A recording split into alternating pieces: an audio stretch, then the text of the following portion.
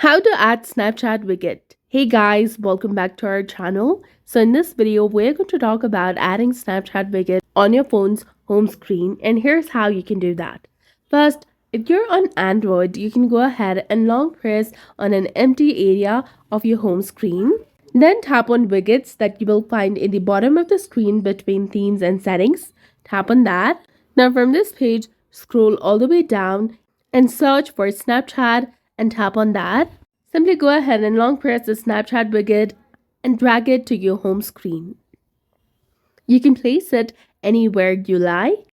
Note that Snapchat widget options might be limited or vary depending on your operating system version and Snapchat updates. If no widget appears, make sure that your Snapchat app is updated.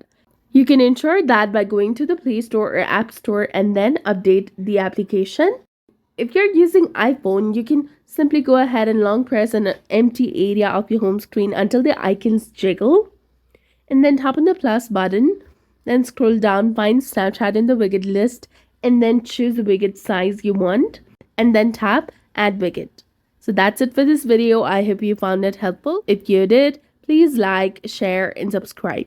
Thanks for watching.